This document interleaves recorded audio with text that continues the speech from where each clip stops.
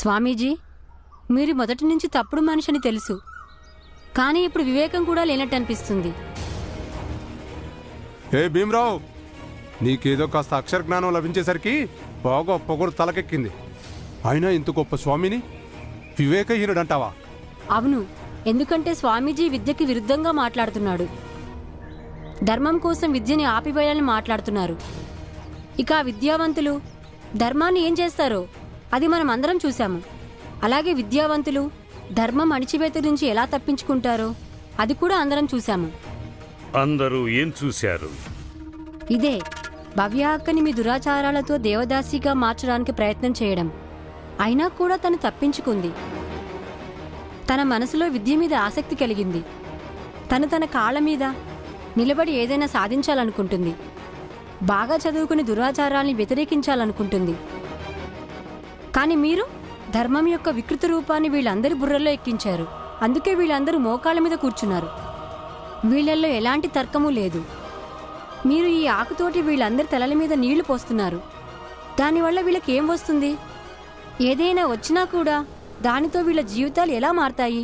నీళ్లు పోస్తున్నాడా? అరే, నీళ్లు పోయటం అంటే నీ ఉద్దేశం ఏంటి? అది జలం చల్లటం అంటారు, జలం. నువ్వు సరైన భాషలో మాట్లాడడం నేర్చుకో. అవును, ఈ పొయ్యటం చల్లటం అనే పదప్రయోగంతోనేగా మీరందరూ వీళ్ళని ఇలా తొక్కిపెట్టారు. పద బాబు, వీళ్ళతో వాదించి ఏం ఉపయోగం లేదు.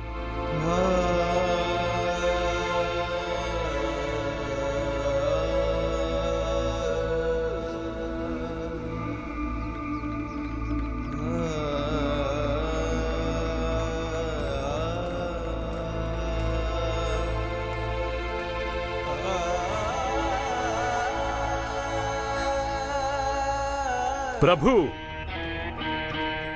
ఇప్పుడు నీవే న్యాయం చెయ్యాలి. ఈ అధర్మపు పాపులకు బుద్ధి చెప్పు. అప్పుడే మిగతా భక్తులు నీ మీద విశ్వాసాన్ని కోల్పోకుండా ఉంటారు. స్వామీజీ, కళ్యాణమస్తు. అక్క, ఎప్పుడూ ఒకటి గుర్తుపెట్టుకో, కేవలం కర్మల వల్లే ఫలితం దక్కుతుంది, అంతేగాని ఏ దేవుడు ఇవ్వడు. అక్క, నీ మనసుకి ఏమనిపిస్తే జీవితంలో అది మాత్రమే చెయ్యి.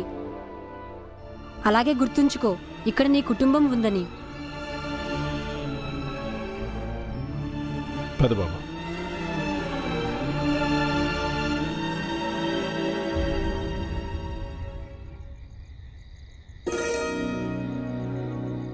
ఇదిగో వేడివేడిగా. అమ్మా, చాలా రోజుల తర్వాత ఇవాళ స్కూల్కి వెళ్తే సంతోషంగా ఉంది. అవును, నాకు కూడా సంతోషంగా ఉంది. అందుకోసమే నువ్వు స్కూల్కి వెళ్ళిన సంతోషంలో ఈవేళ నేను అందరి కోసం పాయసం చేశాను. కానీ తిన్నాక ఇస్తాను, సరేనా? అమ్మా,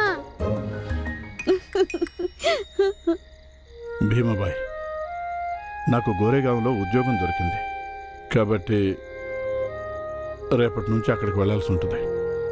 పోన్లేండి, మంచి జరిగింది. అమ్మా, తులసి. తులసి, అరే ఎలా ఉన్నావు నువ్వు? ఎన్ని రోజుల తర్వాత చూస్తున్నాను నిన్ను. చాలా పొడవైపోయింది కదండి. నువ్వు బాగానే ఉన్నావా? ఇంత రాత్రి ఒంటరిగా? గంగ ఎక్కడుంది? అమ్మా, అప్పటి నుంచి అదే చెప్పడానికి ప్రయత్నం చేస్తున్నాను. తొందరగా నిమ్మరసం ఇవ్వమ్మా. ఏమైంది? గంగా అక్క చిన్న కొడుకు దారంతా వాంతులు చేసుకున్నాడు, అందుకే. సరే, గంగ ఎక్కడుంది? ఈ పక్కన చెట్టు కింద దామోదర్కి వాంతి చేయిస్తుంది. మంజుల, తొందరగా నిమ్మరసం చేసుకుని తీసుకురా. గంగా, గంగా, గంగా, మళ్ళీ వాంతి చేసుకున్నావు అంటే తంత నిన్ను. అరే, పిల్లని ఎందుకు కొడుతున్నావు? పదనా, లోపలికి రా. వాంతి వస్తుందా? ఇక్కడ కక్కుతావా? కూర్చో, కాస్త చూడు వదినా. ఏమైంది బాబు? ఏం కాదు, తగ్గిపోతుంది. మంజుల, తొందరగా నిమ్మరసం తీసుకురా. తొందరగా రా. ఏం కాదు బాబు.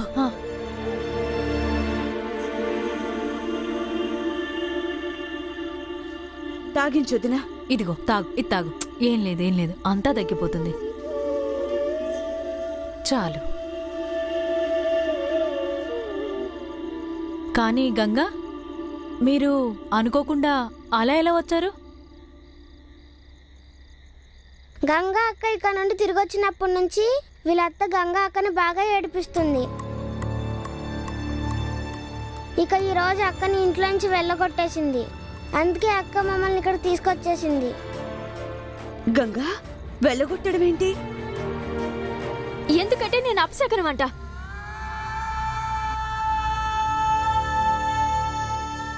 భర్తని మింగేశానంట. ఇప్పుడు భర్తే లేనప్పుడు ఇంకా నేనెక్కడుండి ఏం చేస్తాను?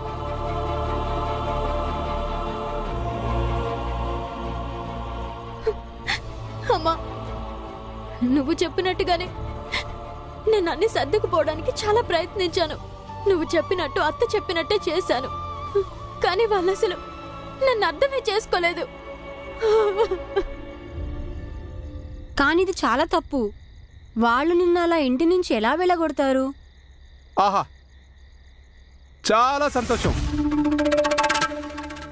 చూడండి సేటు గారు, చూడండి, వీళ్ళందరికీ వీళ్ళ పాపాలకి శిక్ష పడింది. కాని ఈ విషయం వీళ్ళ బుర్రల్లోకి ఎక్కదో. పెళ్ళానికి పుట్టింట్లో బంధం తెగిపోయింది. అవును, అయ్యో పాపం. చెల్లెలకేమో అత్తింట్లో సంబంధమే లేదు. ఇక ఇప్పుడు కూతుర్ని అత్తింటి వాళ్ళు గెంటేశారు. అరే, ఇప్పుడు భగవంతుడు వీళ్ళకి ఇంకెలాంటి శిక్షలు వేస్తాడో. సేటు గారు, హ్మ్.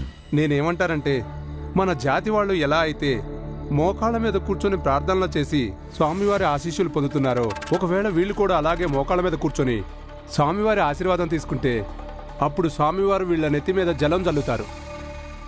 బహుశా అప్పుడైనా వీళ్ళందరి దరిద్రం వదిలిపోతుందేమో.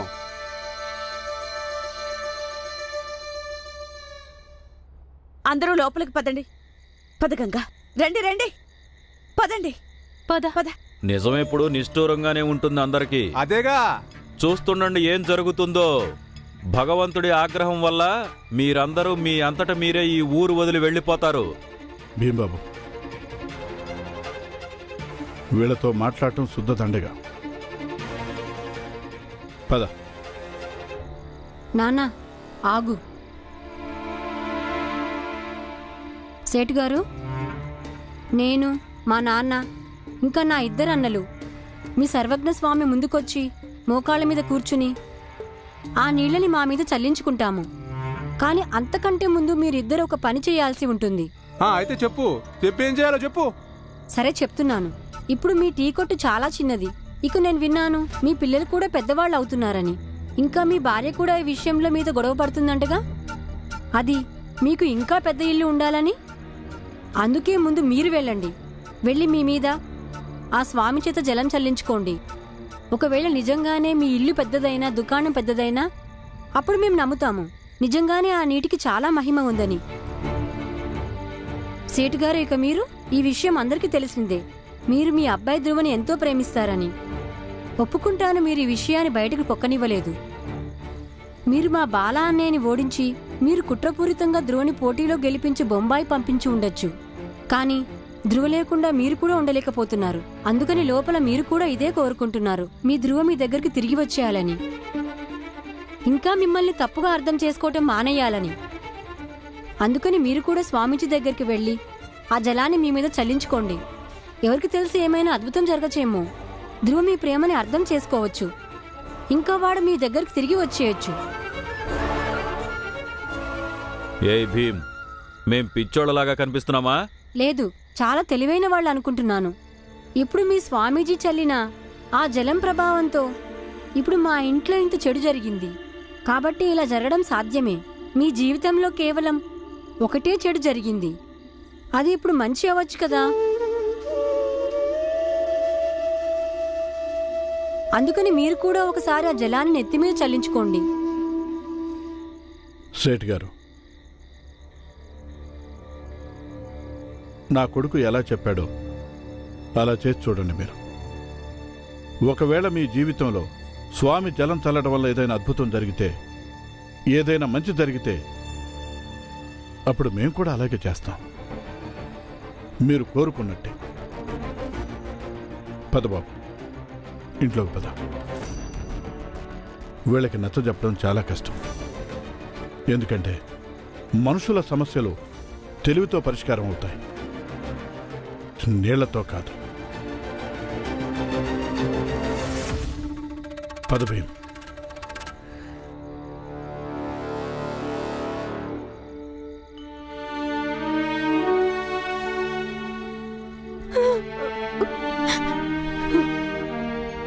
నేనింకా ఎప్పుడు అక్కడికి తిరిగి వెళ్ళనమ్మా.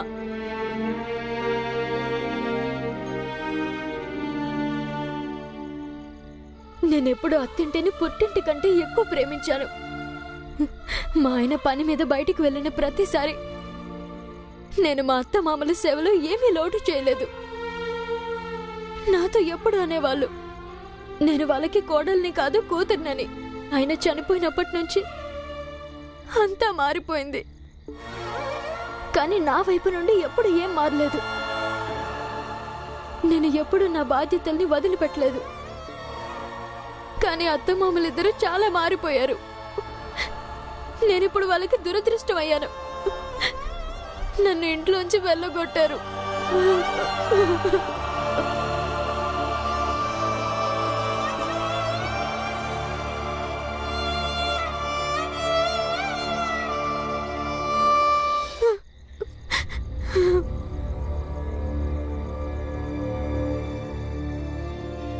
చూడమ్మా గంగా, ఇది చిన్న మాటే, కానీ చాలా ముఖ్యమైన మాట. నువ్విది అర్థం చేసుకుంటే నీకంత బాధ కలగదు. చూడు, ఒక స్త్రీ తన అత్తింటి కోసం ఎంత త్యాగం చేసినా సరే, భర్త లేకపోతే ఆమె అత్తారిల్లు ఎంతో కష్టం మీదే ఆమె ఇల్లు అవుతుంది. ఇదే లోకం రీతి కూడా.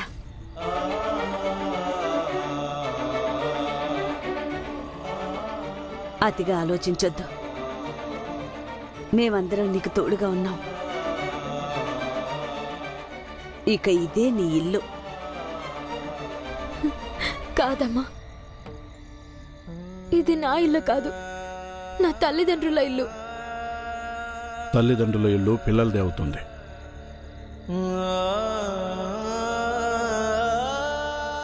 గంగా అక్క, వీళ్ళిద్దరూ కూడా మన సొంత వాళ్లే. ఇక మనం అందరం కలిసే ఉందాము.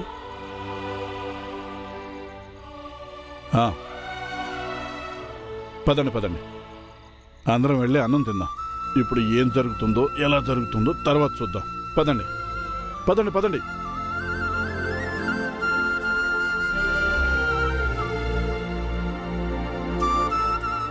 పద లే రావదినా.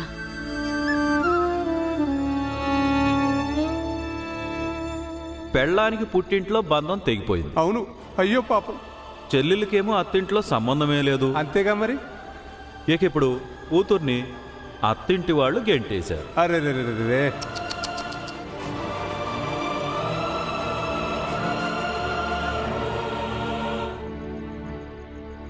స్వామి, భీమరావు మమ్మల్ని ఒక ప్రశ్న అడిగాడు. దానికి మా దగ్గర సమాధానం లేదు. అలాంటిది ఏమడిగాడు వాడు?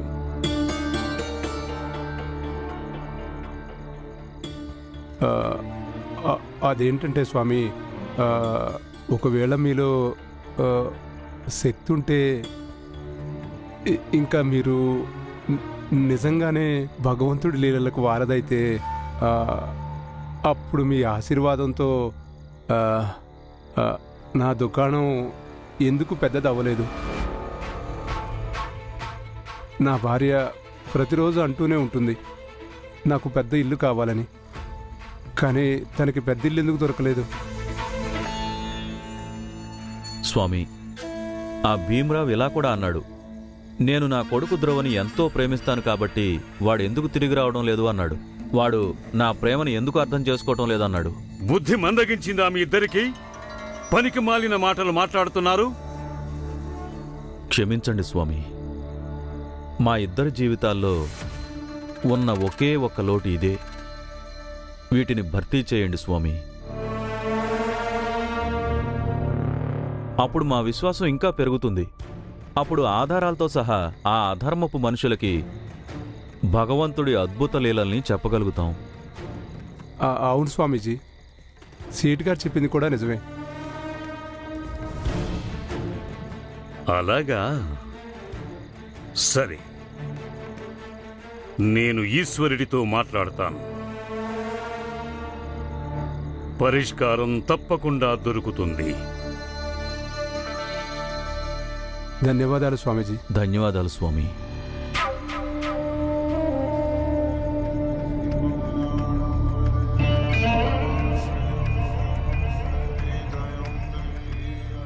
ఇప్పుడు ఏదో ఒకటి చేసి తీరాలి. ఎందుకంటే వీళ్ళిద్దరి విశ్వాసం ఊగిసలాడటం మొదలుపెట్టింది. అది చెదరకుండా ఉంచటం ఇప్పుడు చాలా అవసరం. పద్ధతి ఏదైనా కావచ్చు.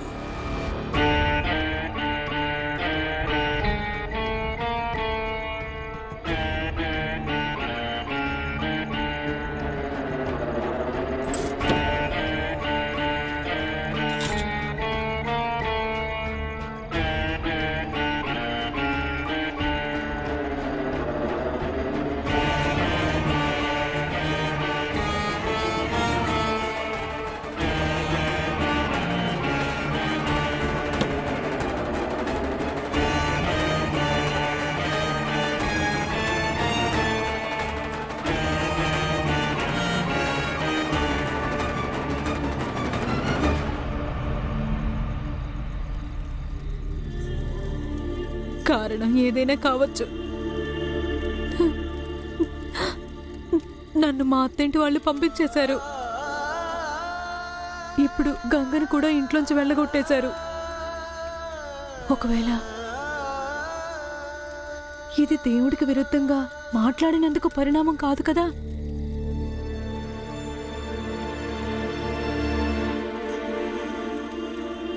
భగవంతుడా, నేను నిన్ను ఎంతగానో పూజించాను. ఎవరికీ తెలియకుండా వ్రతాలు కూడా చేశాను, కేవలం ఒకే ఆశతోటి. అది నా కుటుంబంలో వాళ్ళకి మంచి జరగాలని. కానీ ఇప్పుడు ఇంకా ఎంతకాలం ఎదురు చూడాలి తండ్రి? మేమందరం ఎన్నో కష్టాలు పడుతున్నాము. ఇప్పుడు మా అమ్మాయి గంగ, తన జీవితంలో ఇంత దుఃఖమా? అది ఇంత చిన్న వయసులో ఎంతటి కష్టాన్ని ఎలా భరించగలదు తండ్రి?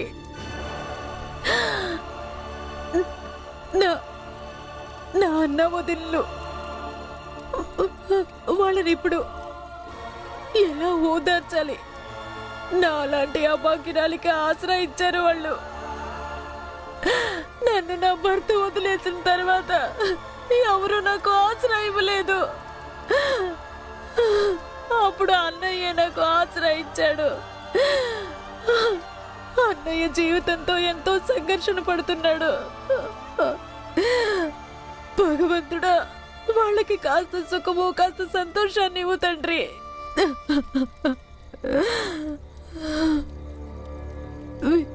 వింటున్నావా భగవంతుడా? లేకపోతే నువ్వు కూడా ఆ పెద్ద జాతి వాళ్ళది తప్ప మా మొరాలకించవా? అందరి గోడు విడిపించుకోవా?